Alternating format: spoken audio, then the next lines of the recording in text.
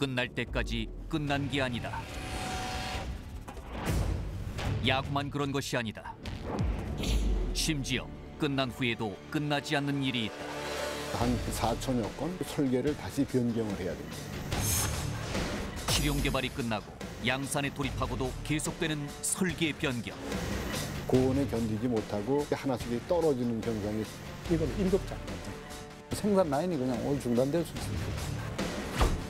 어느 것 하나 그냥 넘길 수 없는 결함들. 그때가 IMF 때입니다. 천장이 날아가고 공장이 뻥 뚫리는 모습을 보이더라고요. 예기치 못한 폭풍과 계속해서 이제 코스트를 가격 인상을 요구를 완전히 가벌이 되는 겁니다. 높고 냉엄한 강자들의 기득권. 결국 양산은 실패하는 것인가?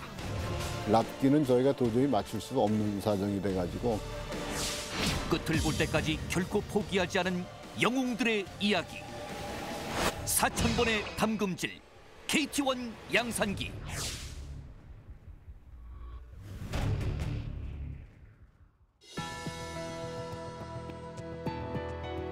여러분 안녕하십니까? 첨단 국가의 초석 방위산업의 남희경입니다. 대한민국 최초의 국산 공군 항공기 KT1은 기본 훈련기입니다. 공군에 배치돼 미래의 보람회를 양성하려면요, 무엇보다도 안정적인 양산이 중요한데요. 항공기 개발 과정에서도 그랬듯이 공장에서 양산하는 과정 역시 우여곡절이 많았다고 합니다. 과연 어떤 일이 있었을까요? 당시 주역들 모시고 생생한 이야기 듣겠습니다. 사천 2 공장에서 KT1 양산 과정을 총지휘하셨던 이광진 사장 모셨습니다. 네, 안녕하십니까. 이광진입니다. KT1의 체계 개발 단장을 역임하신 이재명 박사님 모셨습니다. 안녕하십니까. 이재명입니다. KT1의 체계 설계를 책임지셨던 이수용 고모님 나오셨습니다. 안녕하세요. 이수용입니다. 대우중공업에 이어 카이에서 KT1 사업을 이끄셨던 전규태 대표 모셨습니다. 안녕하세요. 전규태입니다. 초도 비행부터 양산과 수출에 이르기까지 KT1의 시험 비행을 담당하신 이준호 중령 나오셨습니다. 안녕하십니까. KT1 조종사 이진호입니다. 귀한 시간 함께해 주셔서 고맙습니다. 이광진 사장님, KT1은 사천 2 공장에서 양산된 걸로 알고 있습니다. 사천 2 공장은 이제 KT1 전용 공장이기도 했는데요. 대우중공업에서 굉장히 이제 이쪽 공장에 좀 사연이 많은 걸로 지금 듣고 있는데요. 어떤 사연인지 먼저 대략적인 소개 부탁드리겠습니다. 우리가 고정익 비행기를 생산한다고 그러면은 우선 활주로가 있어야 됩니다. 근데 개인 기업이 활주로를 갖는다는 것은 거의 불가능하죠. 예. 그 외국의 아주 큰 대규모 세계 1, 2위 이런 정도의 그 비행기 회사들은 활주로를 가지고 있습니다만은 그 외에는 주로 공군 비행장을 같이 쓰는 게 일반적인 얘기입니다. 그러면 KT1 전용 공장을 지어야 되는데 우리가 활주로는 가질 수가 없고 공군 부대로 가야 되면은 당연히 위치는 사천 비행장 부근에 가까운 곳에 위치를 할 수밖에 없었습니다. 당시 대우중공업이 KT1의 최종 조립업체로 선정이 되고 양산시 주 계약업체로 선정이 된 후에 회사는 사천 비행장 부근에 부지 마련을 하기 위해서 이게 보안 유지를 해야 됩니다. 그렇지 않으면 땅값이 막 올라가니까 보안 유지를 하면서 적정 가격으로 부지를 확보를 하는 게 그렇게 쉬운 일이 아닙니다. 저도 그거는 처음 해봤는데 초기에는 땅 투기꾼, 사기꾼 이런 소리까지 들어가면서 그 난처하는 경우를 여러 번 겪었습니다. 그런데 그 시기가 아주 그 어려운 시기였어요. 우리가 그 사천 2 공장 기공식을 한 게 97년 6월입니다. 그리고 완공된 게 98년 10월이에요. 여러분 아시다시피 IMF의 구제금융이 정부에서 발표한 게 97년 11월 21일입니다. 그리고 3사가 완전 통합이 이루어져서 한국항공이 시작한 게 99년 10월 1일입니다. 10월 1일입니다. 그러니까 이런 그 일정을 보시면은 상당히 짧은 기간 안에 어떻게 보면 천지개벽이 막 일어나는 과정을 거치게 되는데, 그렇게 보시면 이 일에 관여했던 사람들, 그 다음에 회사의 경영진들, 이런 사람들이 얼마나 복잡하고 고려할 사항들이 많았었겠는지 하는 것을 짐작을 하실 수가 있을 거예요. 우리가 사천에 KT1 전용 공장을 짓는다 그러고 설계를 한 것이 94년 말입니다. 미국에 발주를 줘가지고 설계를 했는데, 그러고 설계도가 완전히 완성되고 나서 2년 반이 지나서야 기공식을 하게 됩니다. 그만큼 그 과정에서 여러 가지 얘기들이 많이 있었다는 얘기죠. 그리고 그 공장이 우리나라에서 가장 긴 기둥이 없는, 중간에 공장 가운데 기둥이 없는 130m짜리 무주 공장입니다. 그리고 돈이 약 900억 정도가 투입이 되는데, 그 당시에 900억은 대단히 큰 돈입니다. 그리고 그때가 IMF 때입니다. 그리고 여러분 아시다시피 그때 대우중공업의 모기업인 대우그룹이 굉장히 흔들리고 있을 그런 상황입니다. 그래서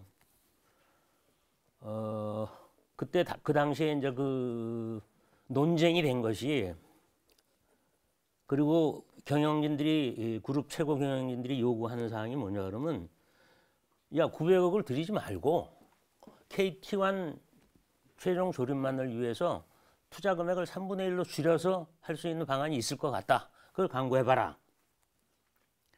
그 다음에 조금 있다가 3사가 통합이 된다는데, 지금 대우그룹도 어려운데 900억을 어떻게 빼가지고 주느냐. 그러면 정부하고 얘기해서 사업을 조금 늦추고 3사가 통합된 다음에 해라. 그 다음에 그 옆에 보면 삼성항공 큰 공장이 있는데 그거 좀 빌려가지고 하면 안 되느냐. 이런 거를 이제 요구를 하게 됩니다. 그런데 대우그룹이 상당히 어려운 처지에 직면해 있었지만은 최고 경영진이 마지막 단계에서 좋다. 그러면은 사천 2공장을 지어라. 라고 최종적으로 승인을 하셨습니다. 그때 그 결정을 하시는 과정에서 또 경영진들이 고민을 했던 거는, 야, 그러면 대우중공업이 항공사업을 포기하고 우리가 정부로부터 받은 모든 사업권을 정부에 다 반납해라. 그러면 되지 않냐 이거죠. 그렇게 하거나 아니면은 그러면 조립공장을 지어주시오. 두 가지 중에서 그룹의 총수가 그걸 결정을 해야 됩니다. 근데 가장 어려운 시기에 당장의 어려움만을 강조할 게 아니라 미래를 위한 투자로 가자. 이렇게 결정을 해가지고 공장을 짓게 되는 겁니다. 물론 이제 공장 자체를 짓는 것도 중요하고 돈이 많이 들어가지만은 공장이 완공된 후에는 거기서 조립을 해야 할 사람들이 필요하고 새로운 체제를 갖춰야 되는데, 그러려면 창원 공장에서 거의 100여 명 이상의 인원이 사천으로 이전을 해야 됩니다. 이동을 해서 주거지를 창원에서 사천에 둬야 하는 문제가 있죠. 그러면은 그 100여 명에 대한 여러 가지 주거 문제, 애들 교육 문제 이런 것 때문에 굉장히 고려할 점이 많습니다. 그리고 돈도 굉장히 많이 들어가게 됩니다. 그렇지만 우리 그룹에서는 미래를 위해서 그 어려운 시기에 막대한 돈을 투자해가지고 사천 제2공장을 KT1 조립공장을 만들게 된 겁니다. 그래가지고 여러 가지 우여곡절을 지나서 지금도 카이에서 참 여러 가지 좋은 용도로 공장을 잘 활용하고 있는 걸로 그렇게 알고 있습니다. 이상입니다. 말씀 잘 들었습니다. 97년도 IMF 구제금융 어떤 국가적인 또 위기도 있었었고요. 또 그러면서도 한국 항공우주산업이라고 하는 카이가 또 출범하게 되는 시기에 있어서의 이 사천 2공장이 갖고 있는 의미가 또 상당히 큰 것으로 지금 이제 느껴지는데요.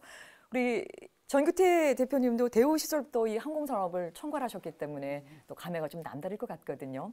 이 사천 2공장 하면 떠오르는 사연이 좀 많을 것 같은데 어떤 장면이 좀 떠오르세요? 제가 그 직원들 150명을 데리고서 창원 공장에서 사천 공장으로 옮긴 게 1999년도 5월 달이었습니다. 그러니까 5월 달에 150명 설계 인원들하고 그다음에 이제 앞으로 최종 조립을 담당할 인원들, 그다음에 조립 준비하는 인원들, 그 인원들에서 150명을 데리고서 옮겼었는데 옮겨서 아주 그냥 새로운 공장에, 아무것도 없는 공장에 완전 백지에 그림 그리는 모습으로 해서 많은 포부를 가지고서 이제 입성을 했죠. 저희가 150명이. 그러다 일을 잘 추진하고 있었는데 그 해에 99년도 8월 달에 그 아주 큰 태풍이었죠. 태풍 올가가 이제 상륙을 한다고 그 어나운서가 돼가지고 저희가 8월 초에 하기 휴가 기간이었었는데요. 그 직원들은 이제 하기 휴가를 가면서 저 같은 경우는 태풍인지 오니까 혹시나 모르기 때문에 휴가를 반납하고 회사 사택에서 이제 사택에 있었죠. 근데 당일날 아침 한 10시쯤 돼가지고서 제가 공장 순찰을 한번 하고 그 숙소에 들어와 있는데 한 12시경 돼가지고서 당직자로부터 전화가 왔어요. 전화가 와가지고 이상하게 그 공장 천장에서 뭐가 막 날아간다고 그렇게 이제 연락이 와가지고서 무슨 일인가 해가지고서는 급히 이제 차를 몰고서 왔는데 제가 돌아갈 때만 해도 몰랐는데 올 때 보니까 그 태풍의 힘에 의해서 뭐 중간에 있는 나무들도 다 뽑히고 그래가지고 뭐 차가 그냥 운전을 못할 정도로 이렇게 강풍이 불더라고요. 그래서 회사까지 거리는 뭐 한 5분밖에 안 되니까 그래서 회사에 도착을 해서 보니까 뭐 그냥 그 진짜 그 천장이 막 날아가고 공장이 뻥 뚫리는 모습을 보이더라고요. 그래서 그때는 워낙 잔재들이 많이 날아다니기 때문에 저도 굉장히 위험을 많이 느꼈죠. 그래서 도로로도 뭐 그 지붕 잔재들이 막 날아다니고 그래가지고 근데 책임자니까 뭐 어쩔 수 없이 이제 공장 안으로까지 들어갔죠. 공장 안에 들어가 보니까 공장은 완전히 뻥 뚫려져 버렸어요. 새로 지은 지 얼마 안 되는 공장이 천장은 뚫려져 버리고 빗물은 뭐 빗물대로 그냥 공장 안으로 들이닥쳐 가지고서 공장 바닥은 완전히 그냥 엉망진창이 돼 있었죠. 그래서 보니까 이제 저희가 공장을 지을 때 아주 신공법이라고 그래가지고 그 메가도어라고 그래서 대부분의 이제 항공기 공장이 옆으로 도어가 열리는데 저희 공장은 상하로 열리게끔 돼 있었어요. 그래서 메가도어라고 얘기를 하는데 그 메가도어 밑이 들리면서 태풍이 그 틈새로 들어오면서 나갈 데가 없으니까 천장을 뚫고 나가는데 그때 공장을 처음 짓다 보니까 지붕 부분이 굉장히 좀 약했었던 것 같아요. 그래서 천장이 다 날아가 버려가지고서는 이제 설계한 사람 뭐 이제 다시 시공한 사람들 좀 불러가지고 대책 회의도 하고 그랬었는데 결과적으로는 굉장히 태풍 올가가 저희한테는 굉장히 고마운 태풍이었습니다. 왜냐하면은 만약 그 해에 태풍이 좀 약하게 오고 그 다음 해에 강한 태풍이 왔으면은 그 다음 해에는 거기 항공기를 조립하기 위해서 KT-1이 한 7, 8대가 이제 조립을 하고 있었을 텐데 그 재산만 하더라도 수백억이 되겠죠. 그 비행기를 다 못 쓰게 될 우려가 있었는데 태풍 올가가 올 때는 다행히 공장이 비어 있는 상태였었고 아무리 천장은 날아갔지만은 공장 안에는 아무것도 없으니까 저희가 재산 피해는 받은 게 없었죠. 그래서 태풍 올가가 굉장히 무서운 태풍이었지만 저희는 결론적으로 굉장히 고마운 태풍이었다. 그 기억이 지금 제일 많이 남는 것 같습니다. 예. 지금 이제 사천 2공장을 둘러싸고 두 분 패널들의 이제 어떤 소회를 지금 좀 쭉 들어봤는데요. 이수영 고문님. 네. 이제 저희가 이제 본격적으로 양산 문제를 지금 다뤄보고 있는데요. 이제 시제기 제작하고 이 양산기 제작이 어떤 좀 차이점이 있는지가 네. 좀 궁금한데요. 얼핏 제가 지금 생각해 보면은 그 일일이 손으로 찍어내는 만들어내는 이제 수제품하고요. 또 공장에서 기계적으로 찍어내는 어떤 그 공산품 정도의 차이가 조금 이렇게 떠오르게 되는데 아무래도 이 손으로 만든 수제보다도 이게 기계로 찍어내는 공산품이 좀 시간적으로도 훨씬 더 좀 수월할 것 같은데 실제 그 시제기하고 이 양산기 만들어가는 과정 속에 있어서 양산이 훨씬 더 조금 쉬운 거 아닌가요? 실제도 그런 거 맞죠? 어떻습니까?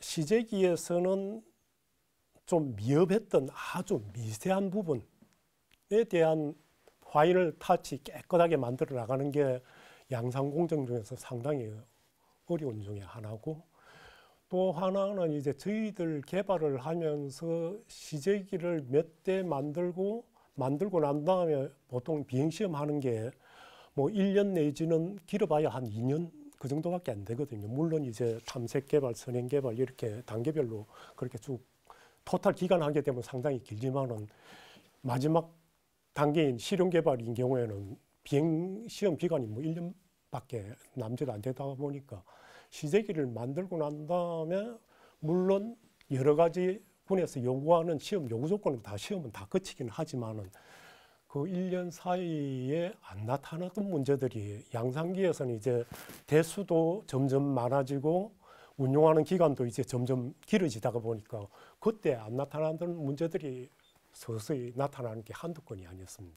그걸 다 해결해 가면서 이제 양산을 풀어 가다가 보니까 상당히 어려웠던 것 같고, 그 다음에 실제 만드는 입장에서 보게 되면은 한 달에 2대를 만들기 위해서는 아까 조립 공장을 큰 걸 뭐 900억이라고 그랬죠. 그 정도 돈 들어가는지는 이번에 처음 알았는데 그 정도의 큰 공장을 짓고 조립 라인을 보통 이제 시제기인 경우에는 어느 한 지점에서 전부 모든 조립이 다 끝나고 이제 뭐 페인트 하러 간다거나 그럴 경우에는 또 딴 데로 이동한다만 조립하는 거는 한 자리에서 다 해결이 되는데 이 여러 대를 만들려고 하게 되면 라인을 한 3단계 내지 4단계 작업 구역을 만들어 가지고는 1단계 작업이 끝나게 되면 2단계 스테이지로 넘어가고 이렇게 해가지고 이제 쭉 흘러가는 라인이 한 3라인 정도로 쭉 이렇게 흘러가줘야 되는 이러한 문제가 있다가 보니까 그러한 문제, 그 다음에 이제 대수가 많아지고 품질을 높이기 위해서는 제작 치구라든지 그 다음 조립 치공구들이 상당히 견고하고 내구성이 또 있어야 됩니다. 한두 대 만드는 거하고는 다르기 때문에 거의 한 100대 이상 수출기까지 만들려고 하게 되면 그만큼 많은 부품을 찍어내도 똑같은 물건이 나올 정도의 어떤 치공구 이런 것들도 상당히 시제기하고는 다른 측면도 있고, 하여튼 양산한다고 해가지고 뭐 다 만들어진 걸 쉽게 만들어내는 게 아니라 저 같이 해보니까 정말 양산 사업이 은하도 힘든 사업이었습니다. 예. 지금 이제 한 단어로 이제 표현을 좀 해주셨죠. 이제 양산기 제작이 또 하나의 프로젝트다라고 할 정도로 쉽게 지금 갈 거라 생각을 했는데 오히려 또 하나의 또 산이 지금 이제 놓여 있다는 생각이 좀 드는데요. 그런데 이제 99년 10월 1일에 우리나라에서는 항공산업에 큰 변화가 단행이 됩니다. 바로 이제 대우중공업도 삼성항공, 현대우주항공이 이렇게 세 개의 이제 항공회사가 하나로 통합이 되면서 이 법인체로 만들어지게 되죠. 그게 바로 이제 우리가 잘 알고 있는 카이의 출범입니다.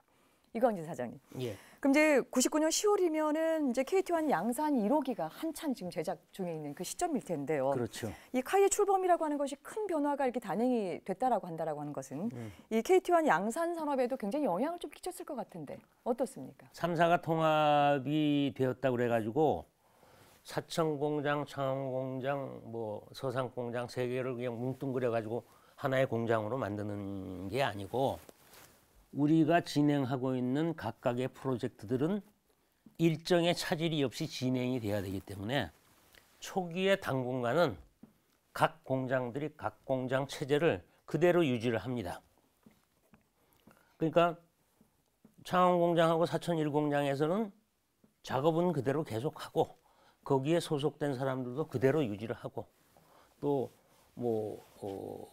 삼성항공은 그대로 유지를 하고, 그렇게 해서 초기에는 생산에 차질이 발생하면 안 되기 때문에 기존 공장 체제를 그대로 유지를 해서 가게 됩니다. 그러다가 어떤 시점이 지나면은 화학적인 결합을 해야 되기 때문에 그때는 이제 마구 흔들어서 이 통합을 시키는 과정을 겪게 되지만은 상당 기간 그 카이가 발족하고 나서 상당 기간 동안에는 기존 체제를 그대로 유지를 해 왔기 때문에, 그리고 그럴 수밖에 없었기 때문에 어떻게 보면은 그 KT1 최종 조립을 하는데 크게 영향을 주었다고는 할 수가 없을 것 같습니다. 예, 말씀 잘 들었습니다. 여러분께서는 지금 첨단 국가의 초석 방위 산업을 시청하고 계십니다.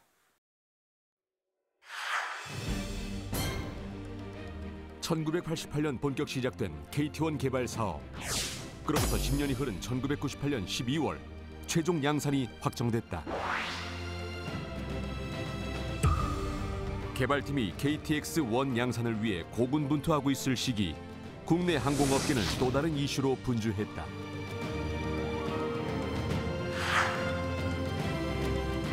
당시 우리나라를 대표하던 3대 기업의 항공사업 분야를 하나의 법인으로 통합하는 작업이었다. 1997년 IMF 경제 위기 속에 한국 경제를 재편하기 위한 두 번째 빅딜 작업이었던 항공 3사의 통합은 2년여의 준비를 거친 뒤 1999년 10월 1일 한국항공우주산업 카이의 탄생으로 결실을 맺게 된다.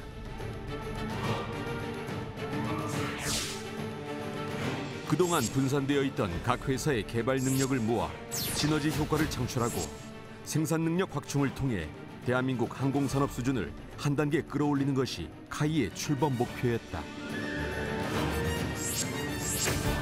통합이 가져올 변화만큼이나 중요한 것은 기존 사업에 차질이 없어야 한다는 원칙이었다.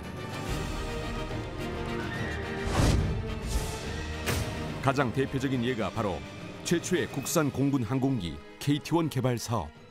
IMF의 권고를 받아들여 IMF 자금 지원을 요청하기로 하였습니다.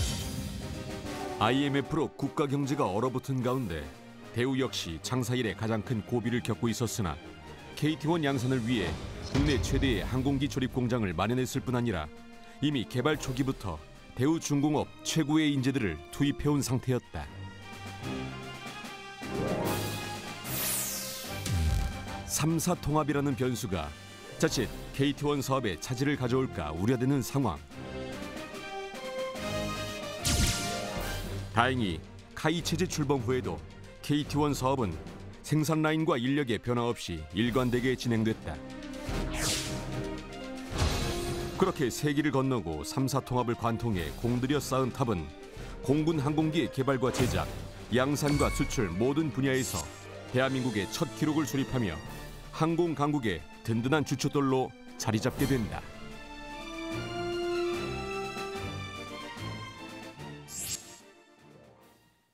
첨단 국가의 조석 방위산업. 오늘은 KT1의 양산기 제작에 대해서 살펴보고 있습니다. 전 대표님, KT1은 이미 수없이 많은 시험과 수정을 거치면서요, 실용 개발이 마무리된 상태입니다. 그리고 이제 양산을 위해서 규격화 과정을 거친 것도 이미 이제 단계가 이제 끝난 상태인데요. 상식적으로 규격화를 했으면 그대로 그 규격대로 양산을 하면 될 것 같은데요. 이 양산을 앞두고 다시 이 설계를 변경하는 일이 지금 또 나왔다고 하는데요. 원래 그런 건가요? 아니면 우리가 처음으로 이 비행기를 개발하는 단계이기 때문에 좀 서툴러서 나오는 것인가요? 어떤 과정 때문에 나오게 됐습니까? 말씀하신 두 내용이 다 맞는 것 같고요. 우리가 이제 항공기는 처음 개발했습니다만 우리나라 무기 체계 중에서 지상 장비라든가 그 해상 장비 같은 경우는 여러 차례 이제 개발한 경험들이 있었죠.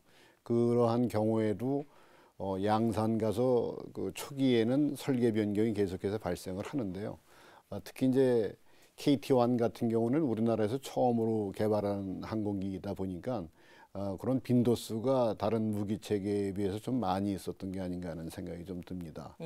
그래서 개발 당시에 이제 주로 국가연의 엔지니어들이 중점을 두는 거는 그 부품 하나하나, 부품은 뭐 항공기는 그 페스너라든가 이런 것까지 다 합치게 되면 뭐 한 20만 가지가 들어간다 그러는데 도면화돼 있는 게 약 한 2천여 가지의 이제 도면을 가지고서 물건을 만들어야 되는 게 이제 그 정도 들어가는데 개발 당시에는 그런 도면대로 물건을 하나하나 만드는 거에 대한 관리보다는 항공기가 자체적으로 가져야 되는 비행 성능이라든가 조종 성능이라든가 이런 거에 이제 그 주초점을 맞춰 가지고서 개발이 이루어지게 되죠. 그래서 군에서 요구하는 그러한 사양 같은 거를 비행기가 제대로 만족을 시킬 수가 있는지 그런 거 위주로 이제 하다 보니까 시제품을 개발할 당시에는 국가연 엔지니어들하고 대우중공업 엔지니어들하고 같이 이제 혼합이 돼서 물건을 만들게 되는데 다소 좀 이제 잘 안 맞는 물건이 있더라도 기능에 영향이 없다면은 그 자리에서 뭐 수정을 해서 사용을 한다거나 이렇게 하는 일들이 있었는데 그러더라도 원칙적으로 따지자면은 원래 도면을 전부 고쳐 나가면서 완벽하게 해놓으면서 일이 진행이 됐어야 되는데 시기적으로도 많이 쫓기고요. 또 중점 관리 포인트가 그거보다는 비행기의 성능이 나와야 되기 때문에 그런 부분이 나중에 양산 과정에서 이제 발견하게 되죠. 그러니까 양산하는 할 때는 관리의 주체가 국방과학연구소가 아니고 당시에 풍관소, 지금은 이제 기품원이라고 그러는데요. 기품원에서 정확한 아주 그냥 정확한 잣대를 가지고서 모든 거를 확인을 하기 때문에 조금만 물건이 기능에는 이상이 없지만은 물건 자체가 부품 자체가 어떤 도면과 틀렸거나 잘 안 맞았을 경우에는 도면을 설계를 다시 변경을 해야 됩니다. 그러다 보니까 이제 부품을 가지고서 조립하려고 그러는 최종 조립 과정에서 그게 발견이 되게 되면은 다시 설계를 변경을 하고 그 물건을 처음부터 다시 만들어야 되는 과정을 겪어야 되기 때문에 굉장히 생산 일정에는 많은 영향을 미치게 되죠. 근데 그러한 건수가 저희가 예상했던 것보다는 굉장히 많이 발생을 했습니다. 그래서 한 4천여 건, 뭐 굉장히 많은 숫자가 발생을 해가지고 실제적으로 생산에도 굉장히 영향을 많이 미쳤었고요. 그래서 저희 원래는 이제 무기 체계에서는 KT-1뿐만이 아니고 그 개발 양산 시기에는 그러한 설계 변경 과정이 있기 때문에 생산 대수라든가 생산 일정을 굉장히 좀 여유 있게 잡습니다. 그거를 이제 초도 양산 개념을 도입을 해가지고 초기에는 좀 생산을 안정화시키는 기간이 필요했었는데 제도적으로 그 당시에는 그런 초도 양산의 개념을 도입을 할 수가 없었기 때문에 지금 생각하면은 굉장히 좀 무식한 일인지 모르겠습니다만은 2000년 6월 말에 1호기를 납품하면서 계획을 당해년도에 13대를 납품을 하겠다고 계획을 잡았습니다. 그러니까 지금 계획을 잡으려면 아마 당해년도에 2대 내지 3대 정도 아까 말씀드렸던 설계 변경이라든가 이런 거를 전부 검증하는 충분한 기간을 고려를 해가지고 2-3대 정도 납품하는 기간을 잡았을 텐데 모르는 사람이 용감했는지 모르겠습니다. 또 군의 요구도 그랬었고요. 군에서 소요되는 시기라든가 이런 거를 우리가 어떻게 해서든 마치겠다는 신념하에서 13대를 잡다 보니까 이제 그런 문제가 발생을 했었고요. 그래서 설계 변경을 아까 질문하셨던 이게 뭐 설계가 미숙했다기보다는 그런 과정을 어느 무기 체계든지 다 거치게 되는데 충분히 그거를 반영할 만한 생산 기간만 있다면은 전혀 문제가 안 되죠. 왜냐하면 생기면은 또 수정을 해가지고서 또 고치고 그러면 되기 때문에. 그런데 KT-1에서 유독 설계 변경이 하나의 이슈화가 됐던 거는 저희가 조립 기간이 워낙 짧은데 그런 설계 변경이 많이 발생을 하다 보니까 조립 기간 내에서는 그 설계 변경으로 인한 지연되는 거를 흡수를 못했죠. 그러다 보니 굉장히 큰 이슈화가 됐던 게 사실입니다. 예. 가보지 않은 길을 가는 과정에서 이 초도 이제 양산이라고 하는 부분이 빠졌기 때문에 겪었던 이런 어떤 고생스러움들이 고스란히 좀 묻어나게 되는데요. 이렇게 이제 개발이 끝나고 나도요, 설계 변경이 요구되어지니까 이 생산을 맡은 업체 입장에서는 굉장히 좀 당혹스럽고 곤혹스러울 수밖에 없을 것 같은데요. 대표적인 사례 하나 짚어서 좀 살펴보겠습니다. 이수영 고문님. 네. 역시 이제 양산을 준비하던 과정 중에 발견된 내용일 텐데요. 이제 KT-1 내구성에 관련해서 중요한 설계 결함이 발견되면서 또 문제가 좀 됐을 것 같은데 어떤 내용인지 설명 부탁드립니다. 2000년 5월 달이죠. 그러니까 원래 납품 날짜에 한 달 전에 이 사태가 벌어졌습니다. 그게 뭐 간단하게 수정되는 것도 아니고 저희들이 항공기에서는 이제 처음에 개발할 때 항공기 사용 수명을 어느 정도로 할 건지 정하고 개발을 시작하거든요. 몇 번 뭐 언급이 됐습니다만 저희들 사용 수명이 만시간, 기체가 만시간으로 되어 있습니다. 연 한 400시간씩 평균 잡게 되면 한 25년 정도 쓰는 거로 이렇게 수명이 잡혀 있는데 결국은 그 사용 수명 동안 이 항공기가 써도 기체에 아무 문제가 없다는 걸 보여주는 게 필요시험이지 않습니까? 그 이제 필요시험도 이제 만 시간으로 끝나는 게 아니라 스케타팩타라고 해가지고 그 사실 필요라는 게 상당히 불확실한 요소들이 많이 들어가다 보니까 실제적으로 항공기가 받는 외부 하중도 명확하지 물론 뭐 그동안 경험에 의해 가지고 최적으로 하중을 구하기는 구합니다만은 그것도 상당히 변수도 있고 또 여러 가지 시험 과정에서 그래서 보통 보게 되면은 이제 스케타팩타 3 내지 4를 적용을 하는데 저희들은 스케타팩타 4를 적용을 해가지고 필요 시험을 했는데 그게 무슨 이야기인가 하게 되면 사용 시간이 10,000시간인 경우에는 필요 시험은 4만 4배인 4만 시간을 시험을 하도록 이렇게 개발 기간에 잡았습니다. 그런데 실제적으로 시제기가 나와가지고 그 4만 시간을 시험한다는 것은 물리적으로 불가능하거든요. 실제적으로 계산을 해보게 되면 10,000시간인 경우에 하루에 24시간 계속 시험을 한다 하더라도 1년이 넘는 시간입니다. 10,000시간이라는 게. 그렇기 때문에 이제 저희들 개방 기간 해봐야 5기 2년 내에 이게 끝나지도 않고 하다 보니까 뭐 이건 선진국도 마찬가지입니다만은 개발 기간 중에 필요 시험은 개발 기간 중에 어느 정도까지 하고 그 다음에 양산 계약할 때까지는 뭐 어느 정도 시험이 되고 그 다음에 납품이 다 끝날 때는 뭐 이 필요 시험을 완결을 해야 된다. 그러니까 양산 기간 중에도 계속 필요 시험이 이루어지는 게 저희뿐만이 아니라 뭐 일반 선진국의 항공 개발하는데 일반적인 룰입니다. 그게 물리적으로 그렇게 안 되다가 보니까 그렇다고 필요 시험까지 다 개발한 항공기를 필요 시험 한 2, 3년 더 걸리는데 그것까지 다 끝나고 하다가 보게 되면 너무 효율적인 게 아니기 때문에 그렇게 이제 봐주고 있는데 저희들도 마찬가지로 이제 그 시점에서 한 2만 시간 시험을 끝난 그 시점에 쭉 보다가 보니까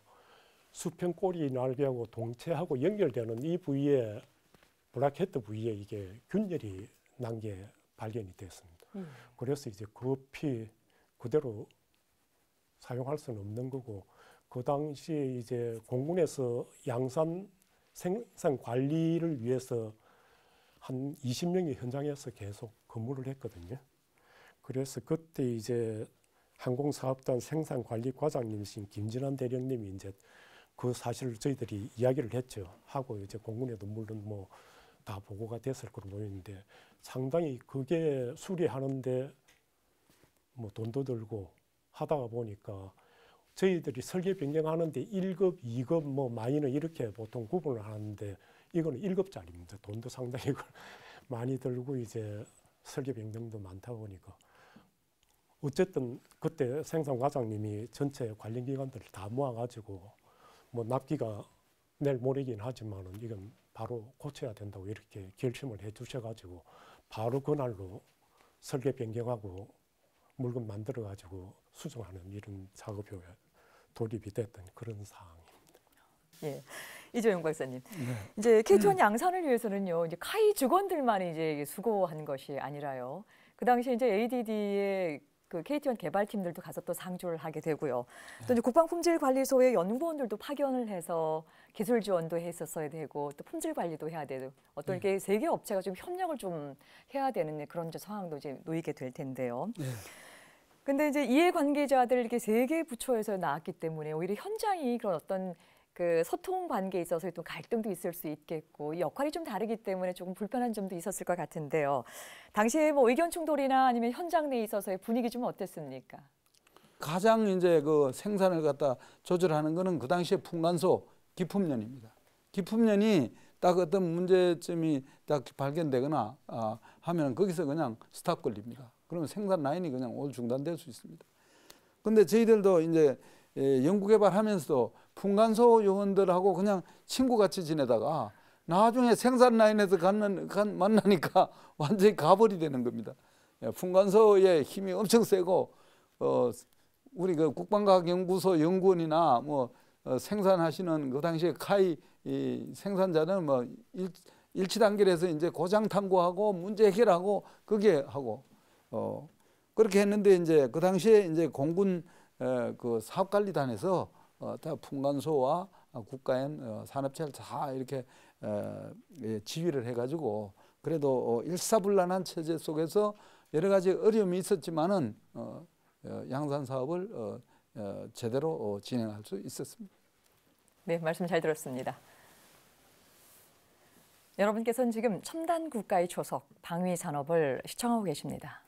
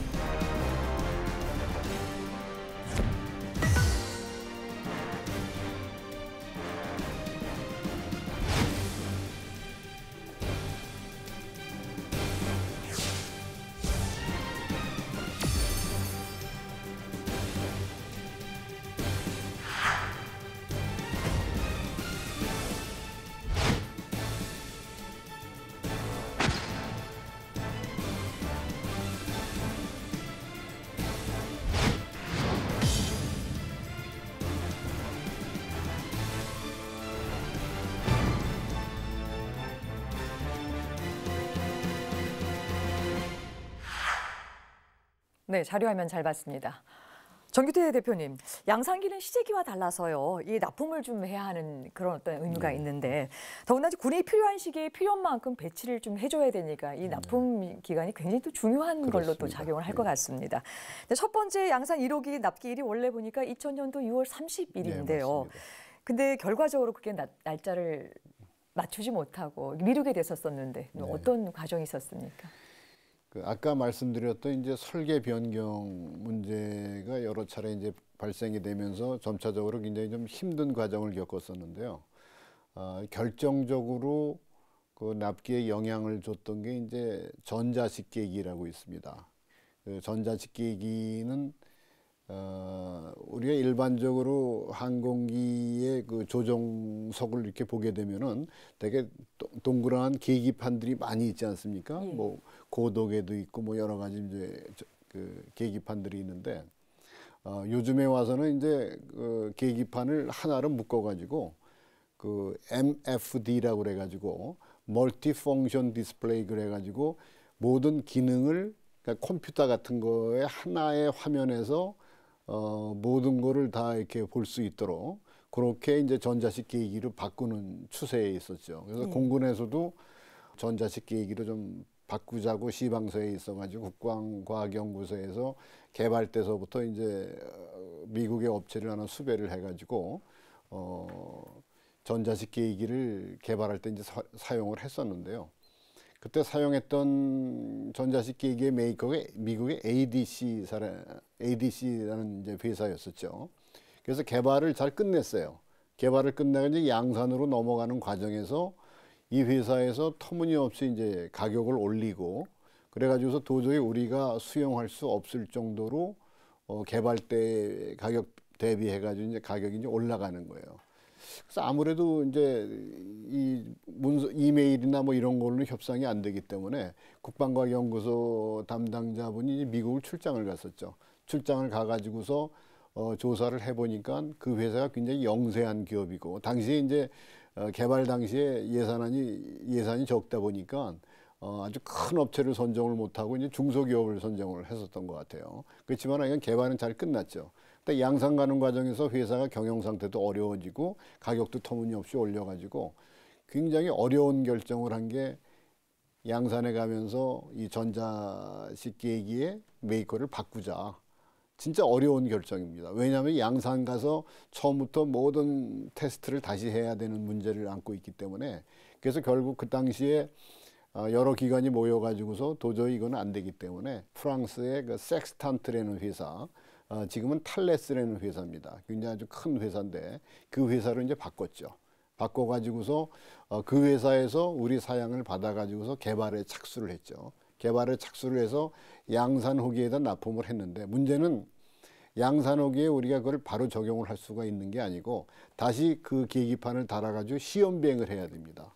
그렇기 때문에 기간이 많이 늘어나는데 원래는 하나 계기판 그 전자식 계기 같은 거를 개발하려면은 몇 년간에 걸쳐 가지고서 개발하고 시험 비행하고 문제 생기는 거는 수정 보완을 해가지고서 최종 제품이 나오게 되는데 단지 몇 개월 사이에 그거를 하려다 보니까 전자식 기기에서 계속 문제가 발생하는 거죠. 어떤 때는 뭐 아주 고온에서 비행을 할 때는 전자식 기기에 계기판에 나와야 되는 그러한 계기들이 갑자기 사라져 버려요.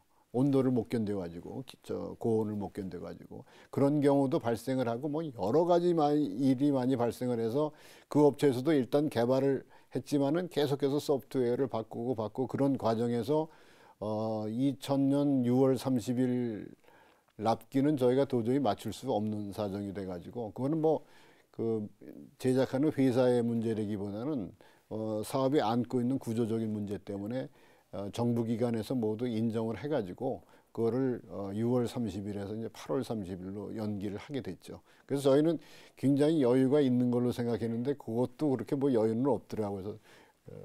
그래서 전자식 계기가 2개월 연장한 거에서는 가장 큰 원인이었었던 것 같습니다. 예, 또 그런 또 원인이 있어서 또 복병처럼 네, 또 자리를 또 잡았었군요. 그렇게 이제 고생하신 끝에 어떻게 8월 30일까지 납기를 좀 마치셨나요? 뭐 2교대 해가면서 뭐 24시간들 일해가면서 거의 납기를 맞출 수 있다는 이제 자신감을 가졌었는데 그 엔진 배기구에 이제 그 배기구에서는 굉장히 고열의 배기가스가 나오게 되겠죠. 근데 그거를 견뎌내야 되는 재료들이 거기 많이 사용이 되는데 거기 부품 하나를 개발 당시에는 이제 탄소 섬유 카본 파이버라는 이제 탄소 섬유를 써가지고서는 개발을 했었는데 양산 가면서 가격이 비쌌는지 설계 변경이 됐어요. 그래서 이제 글라스 파이버 글라스죠. 그러니까 유리 섬유로 그거를 바꿨었는데 유리 섬유로 하더라도 충분히 거기서 나오는 고온을 견딜 수가 있다는 판단을 해서 이제 바꿨었는데 결국은 그게 문제를 일으켰죠. 그러니까 유리 섬유를 겹겹이 쌓아가지고서 부품을 만들었는데 고온에 견디지 못하고 그게 하나씩 떨어지는 현상이 생겨가지고 그거를 새로 이제 만들어 가지고서 다시 또 창원하고 사천은 뭐 자동차 운전해가지고 1시간밖에 안 걸립니다만은 저희가 납기가 8월 30일 저녁 6시까지로 딱 못이 박혀져 있어가지고 그거를 꼭 지켜야 되기 때문에 부품만 가져와서는 되는 게 아니고 마지막에 납품을 하려면은 아까 말씀드렸던 그 풍관소에 이제 승인을 받아야 되는 서류들이 굉장히 많아요. 항공기 하나 납품하려면은 그 서류에 대해서 모두 승인을 받아야 되기 때문에 풍관소는 또 어디에 위치돼 있냐면은 창원에 항공본부가 위치가 돼 있어가지고 또 왔다 갔다 해야 됩니다. 그래서 도저히 시간상으로 한 2-3시간이 모자라는 거예요. 아무리 따져보더라도. 그래서 결국은 이제 창원 공장에 그때 헬리콥터를 한 대 보유를 하고 있었는데 직원들끼리 아무리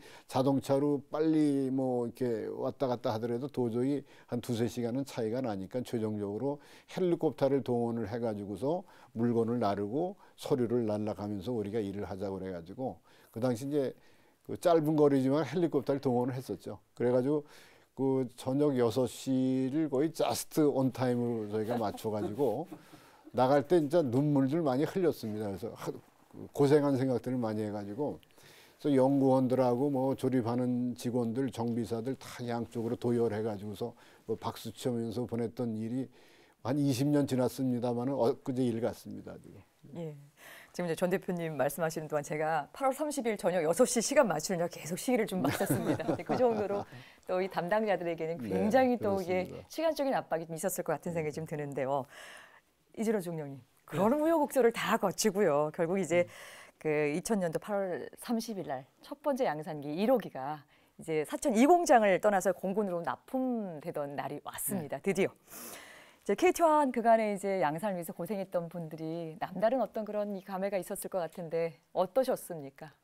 부대장 주관하에 이제 비행기가 오게 되면 대대로 바로 오는 게 아니라 야전 정비대 되는 데를 가서 인수 검사를 하고 일주일 후에나 대대로 넘어옵니다. 그 아까 18시에 넘어왔다 그러셨죠? 그 비행기가 이제 그 카이하고 삼원비하고는 그 같은 펜스로 있거든요. 그 이제 쭉 가서 하고 이제 다 돌아가셨어요.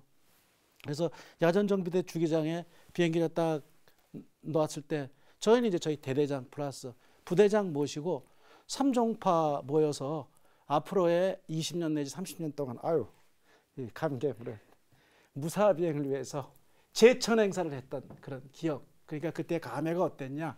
예, 우리 공군에서 이 양산 1호기를 받는 마음이 그런 마음으로 받았고 그 이후로 지금 거의 한 20년이 흘렀죠. 지금은 이제 거의 뭐 25만 시간 이상의 안전 비행을 하면서 지금 잘 날르고 있습니다. 예. 네, 말씀 잘 들었습니다. 이제 약속된 시간이 다 돼서 좀 마지막 마무리 말씀 좀 들어야 될 것 같은데요. 공군 항공기를 개발한 것도 처음이었고요. 또 우리가 개발한 항공기를 직접 양산한 것도 처음입니다. 돌이켜보면 저렇게 목이 메일 정도로 다시 돌아볼 수 있는 어떤 그 경험적인 부분들, 또 아쉬운 장면도 굉장히 많이 있었겠지만 우리 항공산업 발전을 위해서는 굉장히 소중한 경험이었던 것은 아주 굉장히 분명한 사실입니다. 그래서 오늘 KT1 양산 과정을 전체 돌아보면서 나오신 5분의 패널분들께서 우리 같이 함께 꼭 한번 나누고 싶은 어떤 그런 교훈이나 경험적인 부분들 마지막 말씀으로 듣고 정리하겠습니다. 먼저 이준호 중령부터 시작해 주시죠. 어떤 하나의 물품이 나와서 소멸될 때까지 우리는 그걸 라이프 사이클, 생애 주기라고 얘기하는데요. 비행기가 하나 나와서 없어질 때까지는 대개 50년에서 60년간의 그런 생애 주기를 갖습니다. 그 장기한 구간 동안에 일어나는 일이기 때문에 이것이 앞으로는 이런 참여자들의 맹목적 충성심이나 그런 거를 바라는 게 아니라 이것은 예산면이나 시간면이나 그다음에 국가 정책도 연동된 거라서 진짜 총체적인 국가적 역량이 좀 총화적으로 서포팅이 돼야 되겠다는 것을 주문하고 또 기대합니다. 네, 아주 절실한 말씀을 좀 주문을 주셨는데요. 이번엔 전규태 대표께서. 네, 2가지만 말씀드리겠습니다. 아까 여러 차례 말씀드렸습니다만은 그 항공기를 개발하고 나서 양산으로 갈 때는 양산 과정에서 다시 한번 짚어볼 수 있는 생산 일정을 고려한 계획을 수립해 주십사 하는 것을 좀 말씀드리고 싶고요.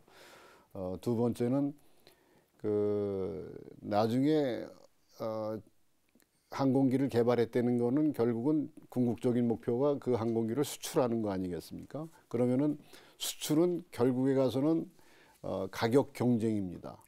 가격 경쟁을 하기 위해서는 개발 때서부터 양산 때서부터 수출을 고려한 그러한 가격을 가지고서는 해외 도입품이라든가 이런 거에 대해서 어느 정도 잠금 장치를 해놔야지. 그렇지 않으면은 그러니까 공급 업체들이 터무니없이 가격을 올리는 경우들이 굉장히 많이 발생을 해요. 그래서 수출할 때 가가지고서 가격을 조절하려면 굉장히 어렵습니다. 그러니까 개발할 때 업체를 선정할 당시부터 수출 가격에 대해서 어느 정도 무슨 제한을 둔다거나 그런 잠금 장치를 안 하게 되면은 나중에 수출 단가 맞추기가 굉장히 어려울 것 같습니다. 그래서 그 2가지만 말씀드리겠습니다. 예, 미래를 견지해 볼 수 있는 그런 어떤 그 중요한 힘들 이런 것들이 또 필요하다는 말씀을 좀 주셨는데요. 이번에 이수영 고문님께서. 저도 뭐 개발한 입장에서 보게 되면 지금 개발 이후에 사천에 쭉 가서 항공기 한 수십 대가 쭉 연속해가지고 뜨거든요. 그 장관을 보게 되면은 가슴이 뜨거워지는 걸 지금도 느낄 수가 있고, 그리고 저 같은 경우에는 이제 양산 기술 지원도 마찬가지입니다만은 군에서 운용할 때 계속 저는 기술 지원을 군 운용 기술 지원도 제가 쭉 했습니다. 그렇게 처음에 항공기를 납품하고 난 다음에 한 2, 3년 동안은 가서 항상 뭐 이런 항공기를 만들었느냐고 하는 상당한 불평을 많이 들었거든요. 그 이야기는 이제 처음 납품되고 난 다음에 물론 뭐 양산 때 여러 노력을 많이 했습니다만 아직 운용하면서 또 여러 가지 문제점이 많이 나타나는 것 같은데, 그 이후에는 갔을 때 정말 훈련 효율도 높고 정비하는 데도 좋고 뭐 여러 가지로 가동률이 어떤 항공기보다 높게 유지가 된다고 고맙다고 이야기할 때 정말 큰 보람을 느꼈습니다. 고맙습니다. 네. 이번에 이재명 박사께서. 세계 경쟁력을 유지하려면 기술을 세계와 경쟁할 수 있는 기술을 가져야 되고 인력을 유지를 해야 됩니다. 그렇기 위해서는 정부에서도 정책도 그렇고 모든 그 일치단계랑 그런 그런 노력을 통해 가지고 우리가 항공기 생산 및 기술에 있어서 세계적인 회사가 될 수 있도록 전부 노력을 해야 되겠습니다. 네, 고맙습니다. 이제 마지막으로 이광진 사장께서. 우리나라에서 최초로 했다. 전부 최초죠. 그런데 문제는 유사한 다른 프로젝트도 최초일 수가 있어요. 그러니까 우리가 경험했던 거를 얼마만큼 잘 기록을 하고 그리고 그거를 정리를 해서 후배들에게 물려줄 거냐 하는 게 대단히 중요합니다. 그다음에 KT1에 대한 여러 가지 자료들이 집대성되어 있는 이 책이 있습니다. KT1 프로젝트라는데 이게 지금 그 월간 항공이라는 데에서 그 발행을 했는데 그때 카이가 적극적으로 우리 그 인볼브된 사람들이 협조를 해줘가지고 이 책이 하나 나와 있는데 이번에 대담 자료를 생각을 하면서도 우리 20년 전에 이거 25년 전에 했어요. 잘 모르겠어요. 아무리 내가 기억력이 좋아도 20년, 25년 전 일을 몇 년도인지도 잘 모르겠어요. 그래서 IMF도 내가 다 찾아봤어요. 언제 일어났는지. 그렇게 해서 그런 것들을 좀 잘 우리 선배들이 정리를 하고 그다음에 지금 있는 그 후배들이 그거를 잘 활용할 수 있도록 그 체계를 한번 그 점검해 볼 필요가 있고 참고 자료로 좀 잘 후배들에게 전수가 됐으면 하는 바람이 있습니다. 네, 감사합니다. 네, 오늘 말씀 잘 들었습니다. 5분 모두 수고하셨습니다. 첨단 국가의 초석 방위산업. 오늘은 KT1의 양산에 얽힌 이야기 나눠봤습니다. 우리 항공산업에서 각종 최초의 기록들을 수립했던 KT1. 그 위대한 역사는 아직 끝나지 않았습니다. 저는 다음 시간부터 KT1의 세계 시장을 개척한 이야기 가지고 다시 돌아오겠습니다. 끝까지 함께해 주셔서 고맙습니다. 안녕히 계십시오.